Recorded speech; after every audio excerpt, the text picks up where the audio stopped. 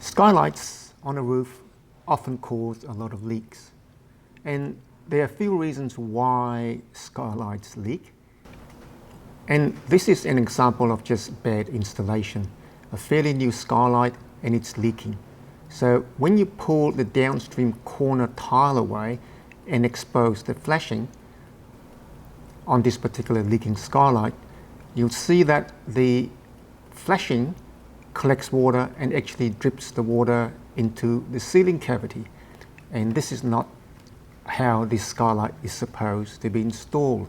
That little LED flashing down the bottom corner should be bent upwards, and it diverts the water downstream and not into the cavity. Now we find that this little bit of detail is quite common on a lot of skylight installations.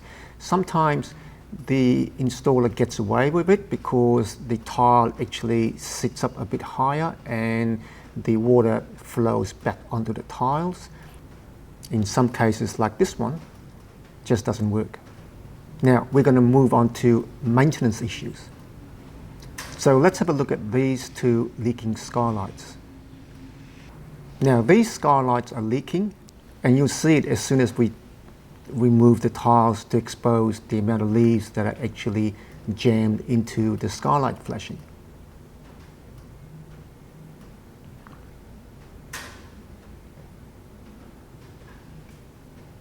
So this type of leak is a maintenance issue. Someone needs to know how to clean the skylights properly to make sure that the debris doesn't build up and cause leaks into the roof. One thing to note that with this style of installation, the skylight flashing is actually held down by a bent nail. And this bent nail method that a lot of skylight installers use to hold the skylight down actually introduces a problem. Firstly, it depresses the edge feather that is supposed to catch the water and prevent it from flowing into the roof cavity. The other thing it does is it actually bends the flashing down so that the water actually falls away from the body of the skylight and into the roof cavity. So this detail actually decreases the water carrying capacity of the skylight flashing and makes the skylight more prone to leakage.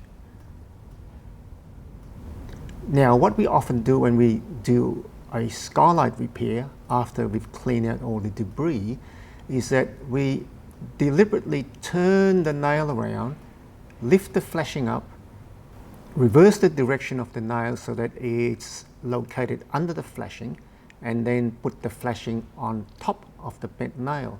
What this does is that it lifts the edge of the skylight flashing up so that the flashing diverts water towards the body of the skylight and not into the ceiling cavity.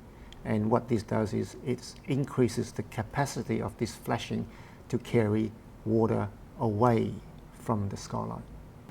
Now the last thing you'll notice with the older skylights is a lot of them have rusty trims that hold the dome down, and these trims have to be replaced before they fall apart and the dome loses its anchor, and a puff of wind will just blow the dome off and you got a gaping hole in your roof.